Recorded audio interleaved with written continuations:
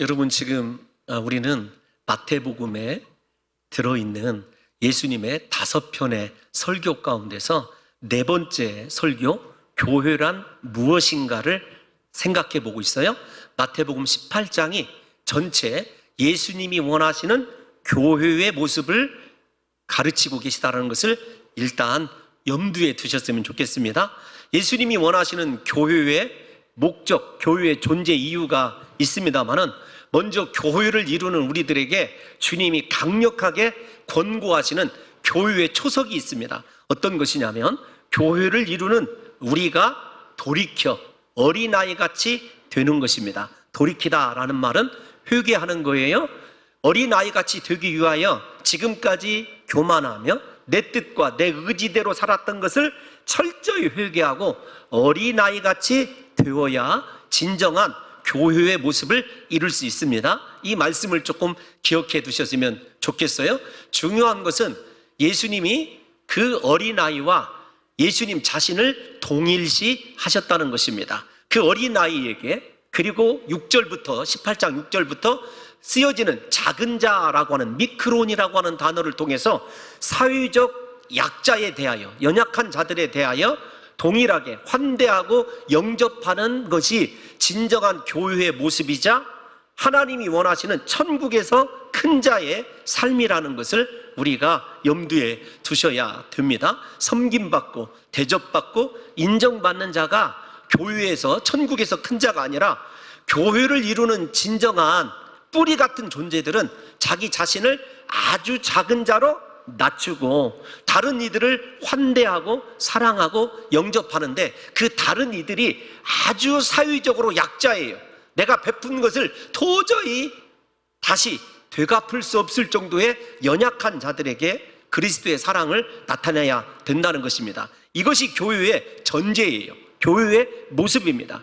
이 교회됨을 위하여 주님께서 우리들에게 또다시 그 교회를 이루어가는 방법이라고 하기는 좀 그렇지만 교회에 원하시는 구체적인 모습들이 있어요. 어떤 것이냐면, 첫째, 작은 자들, 사회적 약자들을 실족하게 하지 말아라. 실족하는 사람은 차라리 그 목에 연자맷돌을 메워서 바다에 들어가는 것이 낫다, 이렇게 말씀하실 정도로 작은 자를 주님이 소중히 여기십니다. 그런데 여기서 실족하게 하다라는 말이, 다른 사람을 실족하게 하다라는 말이 우리의 말이나 우리의 행동일 수 있습니다. 그것도 포함이 되지만 주님께서 염두에 두신 진정한 실족의 의미는 어떤 것이냐면 교회 내의 차별입니다. 예를 들면 어떤 직분에서 오는 차별도 있을 수 있고요, 또 우리가 외관상 드러나는 모습을 가지고 부자와 가난한 자를 차별한다든지, 세상에서의 권세의 높고 낮음으로 성도를 편견적으로 대하고 차별하는 것, 그래서 그 작은 자가 마음의 상처를 입고 믿음의 공동체를 버리게 되었을 때 주님께서 그 죄에 대하여 아주 심각하게 지적하셨다는 거예요. 첫 번째가 어떤 것이냐면, 절대로 작은 자 한 사람에게 실족하지 않도록 우리의 언행도, 그 다음에 중요한 것, 교회에서 차별이 없어야 된다는 것입니다. 두 번째, 주님이 우리에게 원하시는 모습은 우리가 예수를 믿고 하나님의 자녀인 걸 온 세상 사람들이 다 압니다. 그런데 우리의 죄의 넘어짐 때문에, 우리가 죄를 범하는 것 때문에 믿음의 형제가 나로 인하여 실족하는 일이 없어야 됩니다. 믿음의 공동체를 떠나는 일이 없어야 돼요. 그래서 주님이 말씀하신 것이 어떤 것이냐면, 내 오른손이 범죄하거든 찍어버려라, 찍어내어버려라. 네가 온전한 모습으로 지옥불에 던져지는 것보다 장애의 모습을 가지고 하나님 나라에 들어가는 것이 옳다. 그러니까 여러분, 우리가 교회 다니는 사람이 혹은 예수 믿는 사람이 라고 하는 그러한 전제가 다른 사람들의 입에서 나와서는 안 됩니다. 그래서 우리에게 진정한 교회됨을 이루기 위하여 중요한 것은 온전한 거룩입니다. 나의 넘어짐이 나 혼자의 넘어짐으로 끝나지 않습니다. 나의 넘어짐 때문에 다른 사람이 믿음의 공동체를 떠나는 일이 없어야 됩니다. 세 번째, 어떤 것이냐면 주님께서 앞에서 나오는 차별을 통해서 다른 사람을 실족하게 하는 것, 나의 죄를 통하여 다른 사람을 넘어지게 하는 것보다 더 심각하게 다루는 것이 있어요. 어떤 것이냐면 은밀하게 내 마음 안에서 이루어지는 다른 사람을 업신여기는 죄입니다. 그 죄에 대해서는 주님이 날마다 천사들을 통하여 하늘에 계신 아버지께 그 마음의 상태에 대하여, 다른 사람을 업신여기는 그 상태에 대하여 보고가 올라간다는 거예요. 하나님이 날마다 알고 계시다는 것입니다. 우리에게 주님이 경고하시는 것이 마음에 보이지 않는 은밀한 죄, 다른 사람을 교만한 눈을 가지고 판단하는 것입니다. 아니, 저렇게 날마다 새벽 예배하고 열심히 헌신한다고 하는 삶이 왜 저 모양이야? 라든지, 혹은 우리가 다른 사람의 믿음의 연약함을 쉽게 정죄하는 것, 비판하는 것, 여러분 그것에 대해서 주님께서 아주 강력하게 경고하셨다는 것입니다.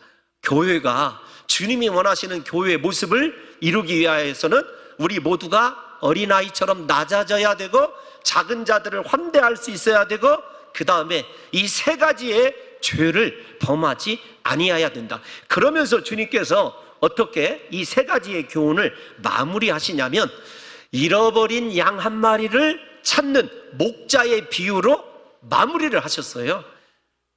길을 잃지 않은 99마리의 양을 산에다 놔두고 길을 잃어버린 양 한 마리를 찾기 위하여 온 산을 헤매는 목자의 모습, 그 모습을 비유로 주님이 말씀하시고 난 이후에 드디어 우리가 읽은 본문 15절에서 20절, 이렇게 주님께서 필요한 교회의 모습이 또 어떤 것이 있어야 되는지를 교훈하고 계시다는 거예요. 그래서 오늘 이 본문을 이해하기 위해서는 예수님께서 말씀하신 잃어버린 양을 찾아 헤매는 목자의 심정이 어떤 것인지를 또 염두에 두셔야 합니다. 오늘 주님께서 이렇게 시작을 하시는데, 우리 함께 15절 띄워놔 주세요. 보면 이렇게 시작을 합니다. 내 형제가, 10절 18장 죄송합니다. 15절, 내 형제가 죄를 범하거든, 이렇게 시작을 해요.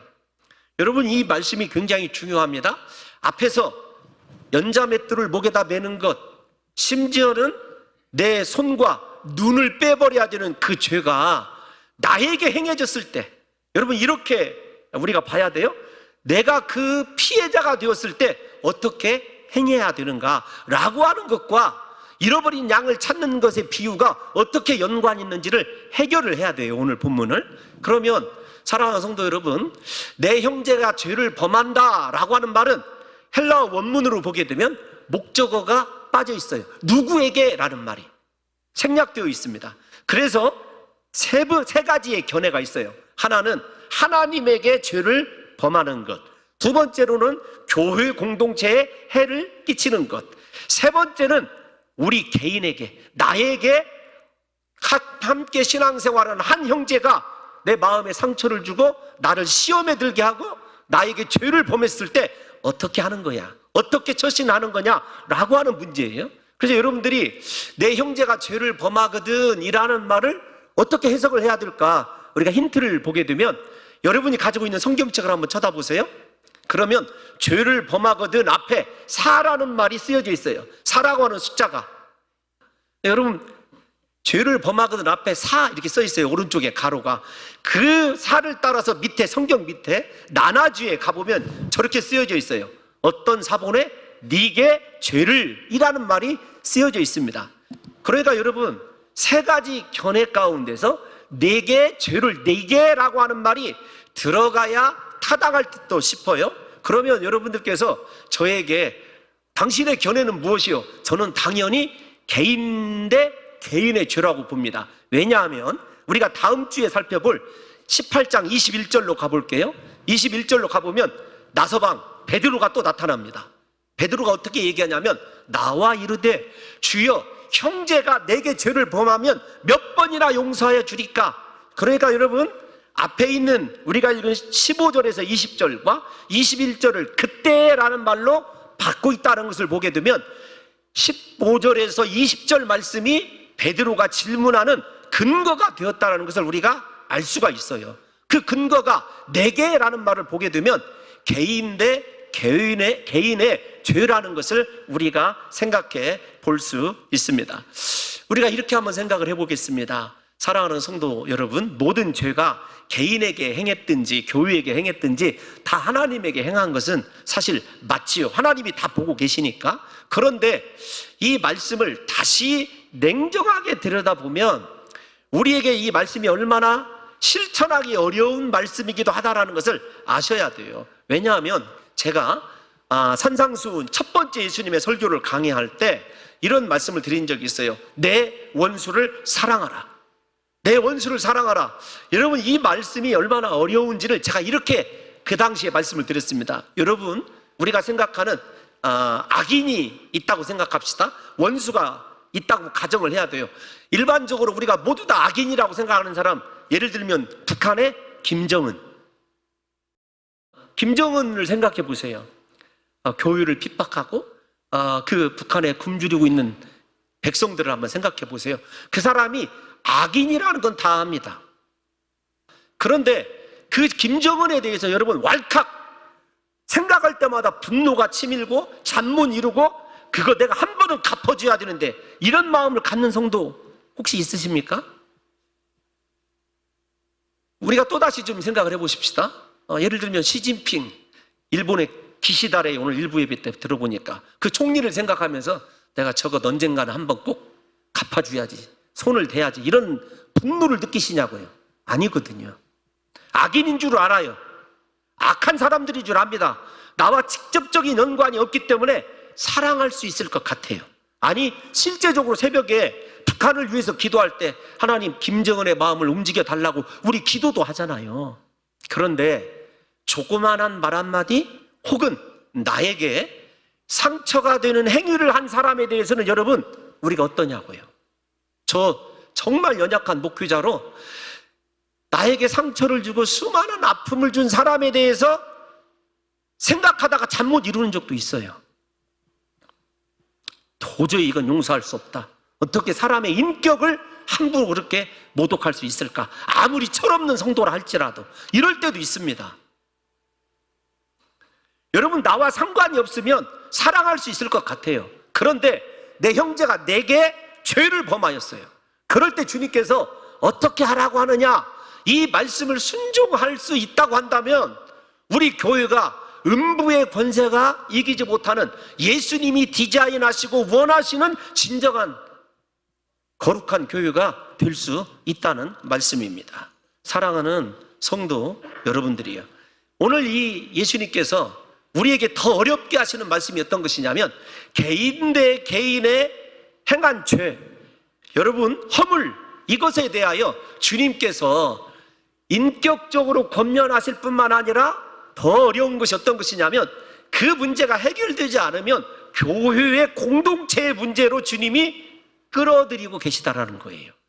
더 나아가 하늘의 관점으로까지 이 문제를 주님이 바라보고 계세요.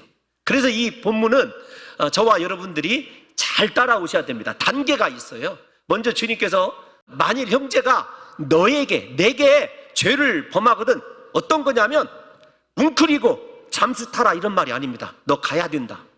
가라는 거예요.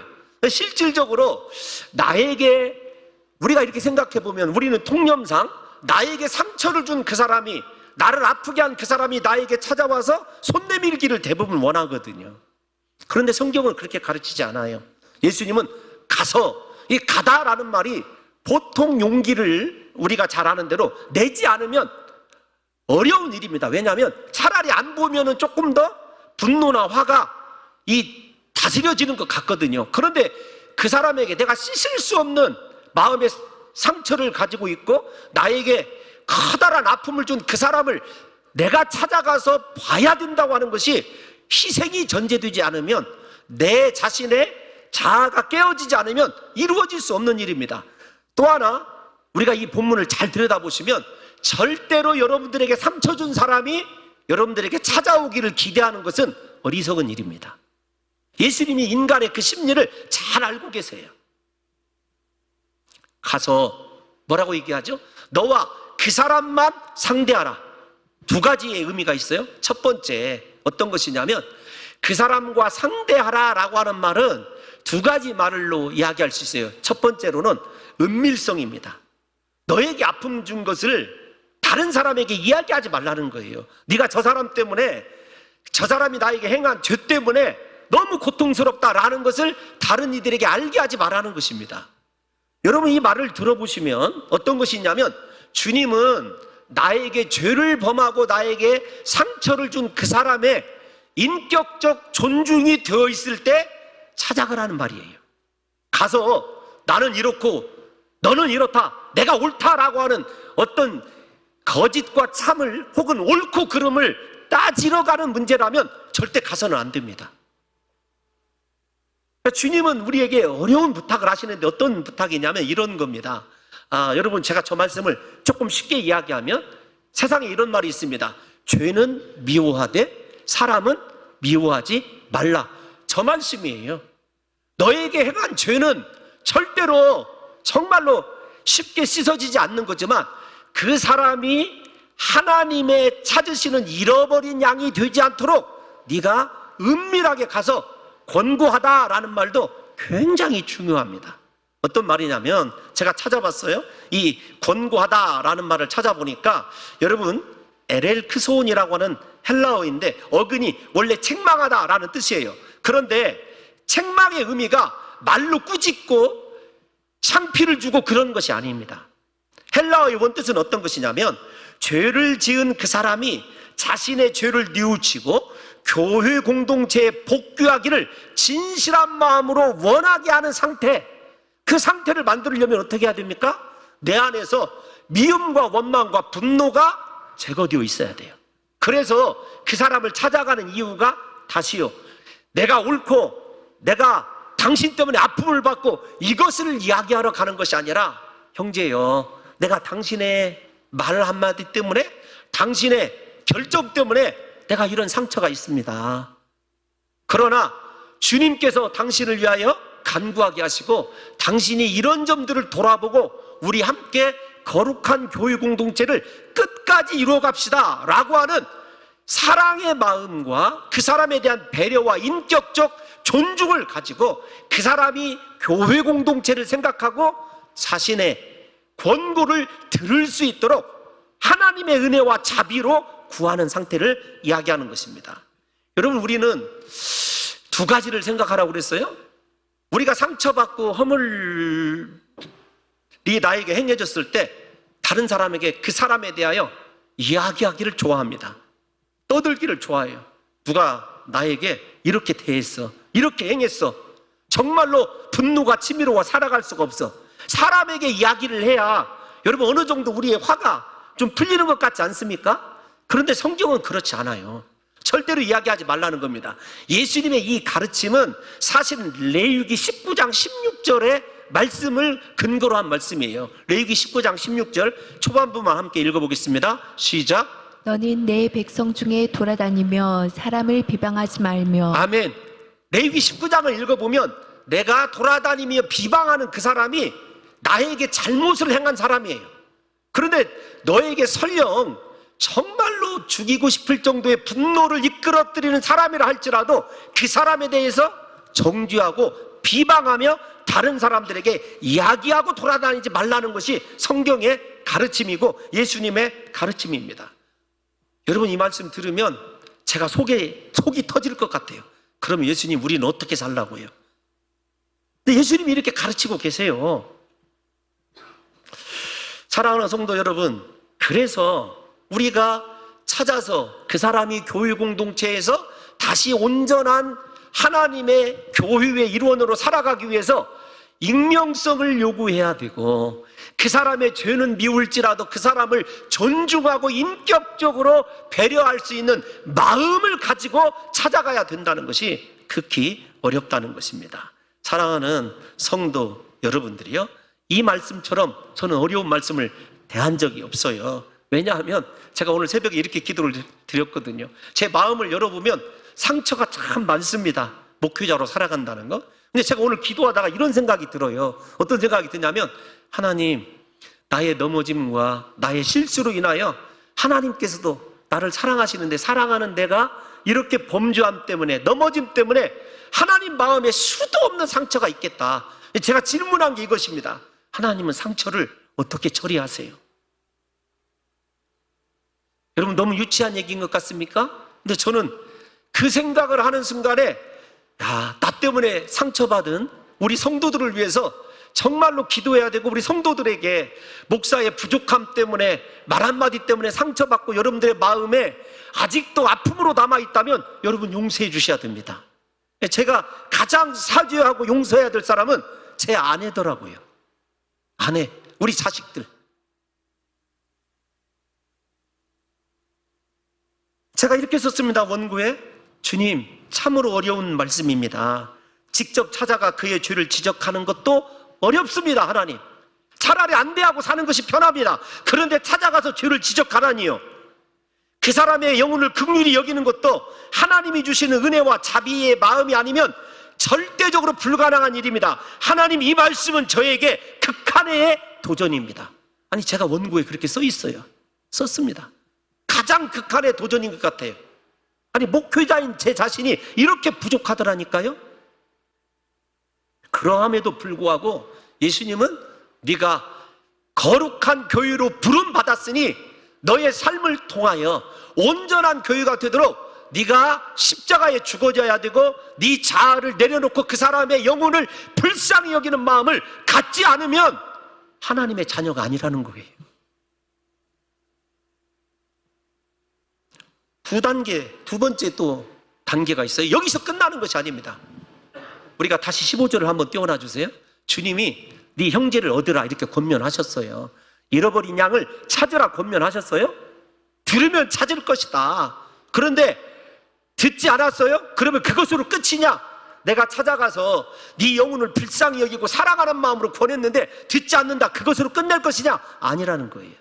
두 번째 16절을 보겠습니다. 16절을 보면 이렇게 얘기해요. 만일 듣지 않거든 한두 사람을 데리고 가서 두세 증인의 입으로 말마다 확증하게 해라. 이 말씀을 율법적으로 들면 안 됩니다.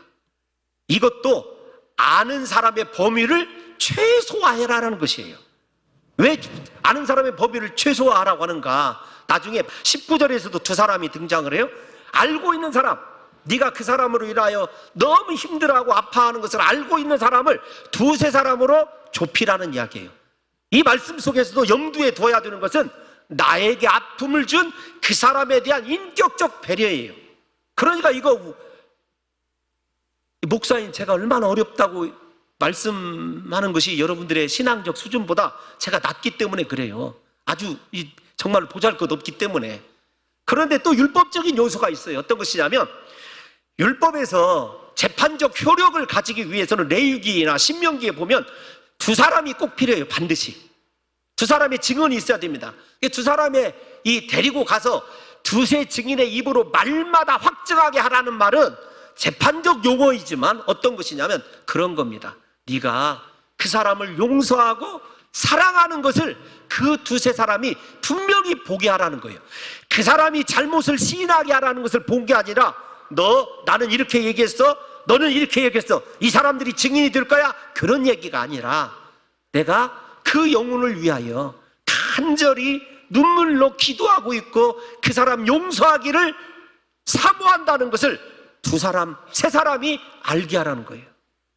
그러니까 여러분, 얼마나 교회다운 교회로 서가는데 내가 죽어지지 않으면, 하나님의 자비와 십자가가 아니면 이거 교회를 이루고 살아갈 자신이 저 자신도 없더라고요.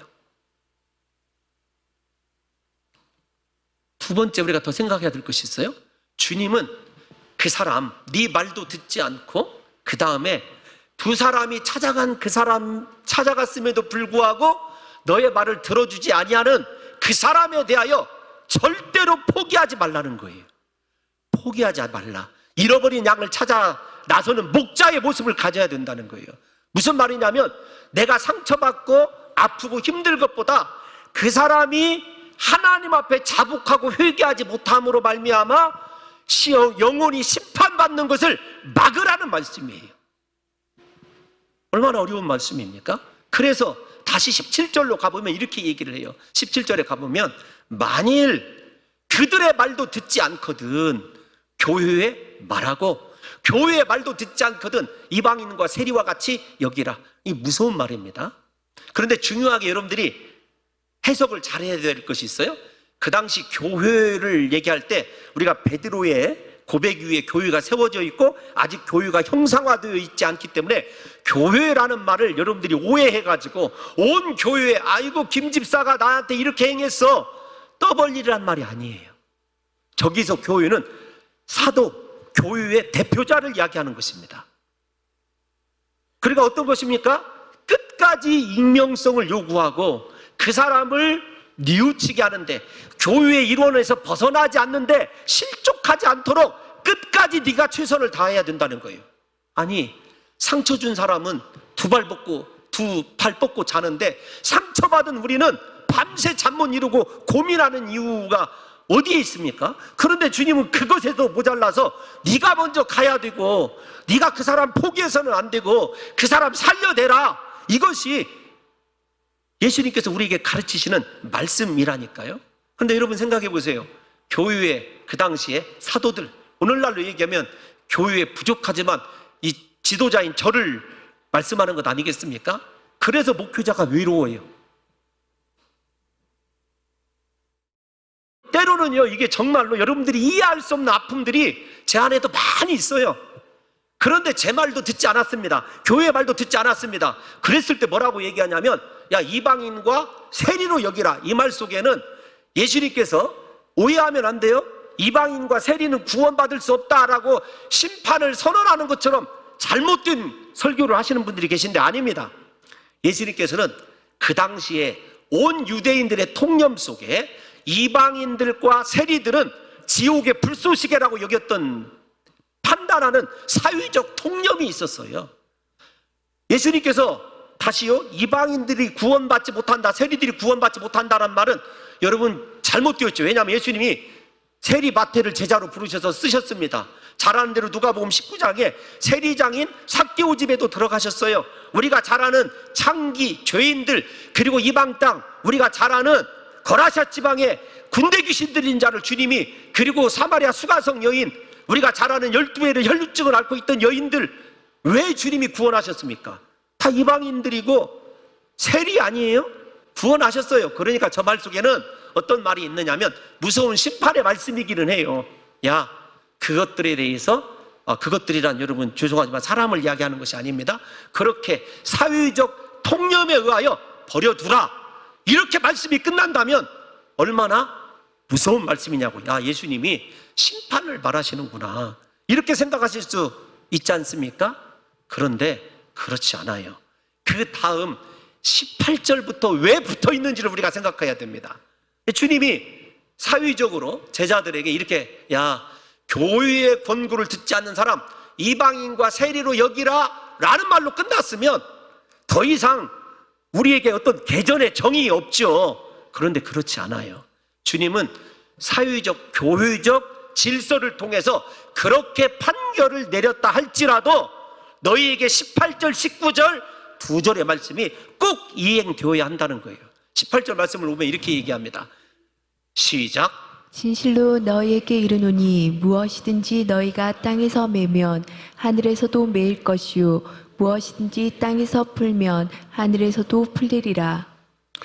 앞에 있는 말씀이 여러분 교회의 질서에 의한 권위를 얘기하는 것이라고 말씀드렸습니다.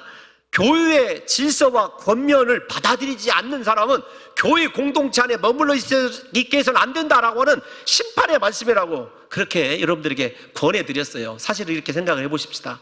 여러분, 사도의 말도 듣지 않는 사람들이, 교회의 말도 듣지 않는 사람들이 하나님의 말을 들을까요? 저는 그렇지 않다고 생각합니다. 앞에 서 있는 목사가 부족하고 연약하지만 교회의 대표라고 하는 지도자라고 하는 생각 때문에 여러분 순종해주고 또 함께 교회를 유지해가는 것 아니겠습니까? 그런데 교회의 권면을 받아들이지 않고 회개하기를 권면한 그 사람을 그 상태로 주님이 두지 말라는 거예요. 이어지는 본문 말씀을 우리가 18절을 다시 생각해 보면 예수님께서 베드로에게 교회를 세우신다고 말씀하신 때 주신 교회의 특별한 권세를 언급하셔요. 그런데 저 말씀이 어디에 나오는 말씀이냐면 마태복음 16장 19절에 나와요. 우리 마태복음 16장 19절 한 번만 띄워놔 주세요. 한번 읽어보겠습니다. 시작. 네가 천국 열쇠를 내게 주리니 내가 땅에서 무엇이든지 매면 하늘에서도 매일 것이요 내가 땅에서 무엇이든지 풀면 하늘에서도 풀리리라 하시고. 저 말씀과 오늘 본문인 마태복음 18장 18절을 비교해 보시면 천국의 열쇠를 내게 주리니라는 말이 생략되어 있어요. 왜냐하면 이미 주님께서 천국의 열쇠를 주셨기 때문에 그래요. 교회를 통하여 온 영혼들이 구원받을 것을 약속해 주셨기 때문에 그래요. 그러니까 영혼 구원은 이미 이루어지고 있는 것입니다. 그렇다고 한다면 네가 땅에서 무엇이든지 매면, 여기서부터가 같아요. 그런데 다시 본문 18장 18절을 띄워놔 주시면 여러분, 마태복음에서는 너라고 하는 단수로 쓰여져 있어요. 오늘 본문에서는 무엇이냐면 너희라고 하는 복수로 쓰여져 있습니다. 그러니까 교회의 두세 증인 내지는 교회의 지도자들이 어떻게 되냐면 그 영혼 때문에 합력하여서 하나됨을 이루어야 돼요. 그래서 함께 매일 때는 하늘에서도 하나님께서도 메어주시고 우리가 하나 되어서 무엇인가를 풀면 하나님께서도 풀어주리라고 하는 약속의 말씀을 다시 주시는데 저 말씀은 어떤 것이냐면 교회에 특별한 권세를 주시는 거예요. 그러면 주님께서 우리에게 요구하시는 것은 어떤 것입니까? 야, 세리와 이방인들처럼 여기라. 끝이 아니라 그렇게 교회의 질서와 권위를 위해서 판결은 내렸지만 심판은 하였지만 너희가 그 영혼에 대해서 포기해서는 안 된다는 거예요. 너희 합심해서 기도하라는 것입니다. 그 영혼을 매든지 풀든지 합심하여 하나됨을 이루라는 거예요. 그래서 19절을 보면 이렇게 얘기합니다. 19절 시작. 진실로 다시 너희에게 이르노니 너희 중에 두 사람이 땅에서 합심하여 무엇이든지 구하면 하늘에 계신 내 아버지께서 그들을 위하여 이루게 하시리라. 아멘. 우리가 잘 아는 대로 무엇이든지 구하면 다 하늘에 계신 내 아버지께서 들어주신대요. 그것이 무엇이냐는 겁니다. 왜 이 말씀이 거기에 붙어 있냐면 그 잃어버린 양, 너에게 아프게 하고 힘들게 하는 그 양들을 위하여 함께 있었던 사람들이 기도하는 것, 두 사람이라고 딱 제한되어 있지 않습니까? 앞에서 얘기한 두세 사람이라도 합심하여 기도하게 될 때에 하나님 아버지께서 그 잃어버린 양을 반드시 찾게 해줄 것이라고 하는 긍정적인 결론이에요. 중요한 것이 있습니다.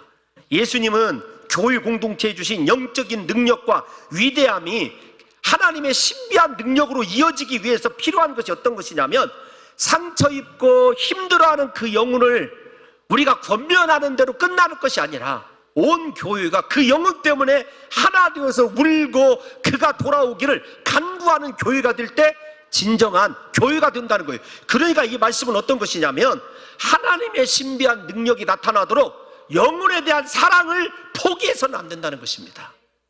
이것이 얼마나 어려운 일이라는 걸 앞에서 거듭해서 제가 3번 정도 말씀드렸지 않습니까? 우리는 사람에 대해서 쉽게 판단합니다. 편견을 가지고 혹은 내가 잘못 들은 것 가지고 사람에 대해서 얼마든지 판단하고 비판합니다. 그리고 다른 사람들에게 떠벌리기를 좋아합니다. 그런데 예수님께서 여러분 여기 합심하여라고 하는 단어를 말씀하셨어요. 근데 이 합심하여라고 하는 말이 제가 찾아보면 쉼포내소신이라는 단어입니다. 너희가 땅에서 합심하다. 쉼포내소신이라고 하는 단어는 여러분 잘 아시는 대로 합력하다라는 말인데 저 단어에서 라틴어, 영어 심포니가 나왔어요. 심포니가 어떤 거죠? 교향곡이란 말이에요. 교향곡. 심포니 오케스트라. 이 단어는 교향곡, 오케스트라를 얘기해요. 합주를 이야기합니다. 합력하여라는 말이 두 사람이 합력하기 위해서 제가 설교의 첫 장을 열면서 작은 자가 되라, 낮은 자가 되라, 합심하기 위하여 저 단어가 어떤 뜻이냐면 나의 소리는 들리지 않게 다른 악기는 잘 소리가 나도록 여러분 그런 뜻이에요. 그러니까 여러분 우리가 그 영혼을 위하여 합심하기 위해서는 내가 작은 자가 되어져야 합니다. 이 설교를 제가 뒷받침하는 이야기인지는 모르겠습니다만 좋아하는 이 오케스트라 지휘자가 있어요. 헤르베르트 폰 카라얀이라고 하는 여러분 독일 그 다음에 뉴욕 필을 지휘했던 유명한 지휘자입니다. 그에게 지휘자로서 가장 어려운 것이 무엇입니까? 이렇게 이야기를 할 때 그 사실 지휘자에게 오케스트라 협연할 때 가장 중요한 것은 여러분 이 지휘자에게 퍼스트 바이올린이 가장 중요하답니다. 첫 바이올린 주자, 그 사람이 대부분 악장의 역할을 한다고 해요. 이 악장이 지휘자의 이 정서와 그 속에서 우러나오는 음악적 감수성을 잘 해석해 줘야 되거든요. 그런데 놀라운 말을 했어요. 그렇게 첫 바이올린 주자는 너무나 쉽게 구할 수가 있다는 거예요. 왜냐하면 재능이 출중한 사람들이 많으니까. 문제는 무엇이냐면 그 퍼스트 바이올린을 서포트해주는, 받쳐줘야 되는 두 번째 바이올리니스트를 구하기가 어렵대요.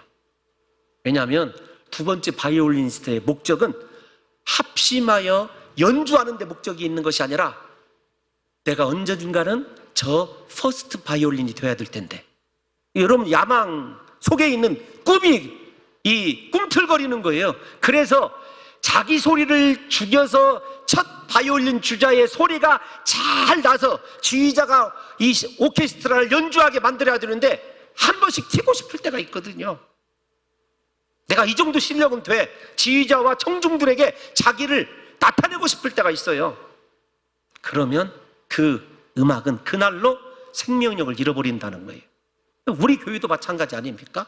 누구나 다 처음에 자리에 오르려고는 노력을 합니다. 그런데 이름 없이 빛도 없이 천국의 어린아이처럼 낮아져서 마음이 하나 되기 위하여 나를 부인하고 내가 죽어짐을 통해서 다른 사람의 소리가 훨씬 더 돋보이게 하는 삶을 살아내기는 어려운 것이거든요. 여러분 어떻습니까?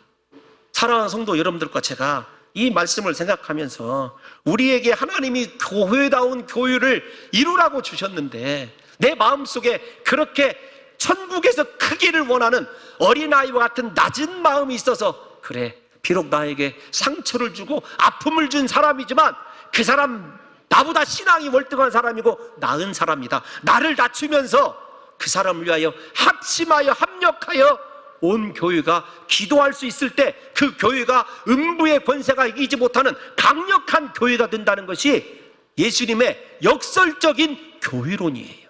사랑하는 성도 여러분들이요, 어떻습니까? 다른 사람을 은근히 업신여기기도 하고 무시하기도 하며 내가 당신보다 이만한 지식이 더 있어 세상의 지식을 가지고 교회의 질서에 대해서 교회에 하나님이 주시는 놀라운 하나됨을 깨트린 적은 없느냐고요. 주님이 그 다음에 뭐라고 말씀하시냐면 이렇게 말씀하셔요. 교회의 모습 마지막 20절 한번 보겠습니다. 시작. 두세 사람이 내 이름으로 모인 곳에는 나도 그들 중에 있느니라. 아멘. 여러분 제가 이 말씀은 이렇게 정리를 했어요. 원고 그대로 읽어드릴게요. 죄에 대하여 권면하는 증인이 되기보다는 중보자가 되어 기도하는 사람으로 서야 합니다. 이게 제 설교의 결론입니다. 증인이 되어서 그 사람을 설득하고 함께 말로 권면하는 사람이 아니라 자기를 한없이 낮추어서 하나님께서 풀어주도록 우리가 그 영혼을 불쌍히 여기는 마음을 가지고 합력하여 메고 풀고 할 뿐만 아니라 우리의 메고 풀고가 되지 않는다면 그 두 사람이 합력하여 기도하는 공동체, 그 기도하는 사람이 교회의 초석이라니까요. 뭐라고 말씀하시냐면 주님이 이렇게 말씀하십니다. 두세 사람이 내 이름으로 모인 곳에는 나도 그들 중에 있느니라. 무슨 말입니까? 교회가 수천 명 모이면 무엇해요? 교회 인프라가 아무리 좋으면 무엇하냐고요? 우리에게 용서하고 사랑하고 자기를 낮추어서 그 사람의 죄를 미워하는 것이 아니라 그 영혼을 불쌍히 여기기 때문에 엎드려 통곡하는 마음이 없는데 예수님이 이 교회에 계시겠느냐고요. 제가 설교의 마지막을 이렇게 썼습니다. 봉동중앙교회 안녕하십니까? 여러분의 가정은 안녕하십니까? 예수님이 계시냐고요. 서로의 잘못을 가지고 나는 옳고 너는 틀렸으니 네가 나에게 사과해야 된다, 네가 나에게 찾아와서 죄를 자복해야 된다. 여러분 성경에 그렇게 이야기하고 있지 않다니까요. 우리에게 진짜 예수 그리스도의 모습, 예수님이 원하시는 교회는 그런 교회가 아니에요. 부디 여러분의 가정을 한번 생각해 보십시오. 우리 가정에 부부가 서로 사랑해서 내 탓입니다. 내가 부족해서 그렇습니다. 내가 신앙적으로 자녀들에게 본을 보이지 못해서 그렇습니다. 내가 당신에게 아름다운 신앙의 지표가 되어지지 못해서 그렇습니다. 라고 낮은 마음을 가지고 부러뜨릴 수 있는 가정, 그곳에 예수님이 계시다니까요. 우리 봉동중앙교회가 진짜 음부의 권세가 이기지 못하는 교회가 되기 위해서 필요한 것 다른 것 아닙니다. 수많은 전문가들도 있어야 되고, 여러분 사업하시는 분들도 계셔야 되고, 능력 있는 사람도 있어야 되지만, 가장 기본적으로 자기 자신을 어린아이 같이 낮추어서 교회가 합력하여 그렇게 악한 자라도 포기하지 않고 그 영혼을 구원하기 위하여 예수 그리스도 앞에 그리스도의 이름으로 엎드려 눈물로 부르짖어 기도하는 그 교회가 예수님이 원하시는 교회이고, 여러분의 인생은 안녕하십니까? 그런 마음 때문에 예수님이 그곳에 계시냐고요. 우리 인생 찬송 가족에도 나옵니다. 주 떠나가시면 내 인생 헛된 것이라고 나오지 않습니까? 예수님이 떠나버린 교회, 예수님이 떠나버린 가정, 예수님이 떠나버린 사회가 되지 않도록 부디 오늘부터 여러분의 상처 너무도 힘들고 아프겠지만 주님의 십자가 아래 내려놓으시고, 여러분을 아프게 하고 힘들게 한 그 사람을 위하여 눈물로 기도해 주시고, 마음의 준비가 되었을 때 먼저 찾아가셔서 함께 구원의 반열에 서고 교회를 이룰 수 있도록 우리 예수님의 십자가에 내 자아가 오늘 못 박혀 죽는 놀라운 역사가 일어나므로 나의 죽어짐 위에 봉동중앙교회가 세워지고 여러분의 가정이 세워지시기를 예수님의 이름으로 축원합니다.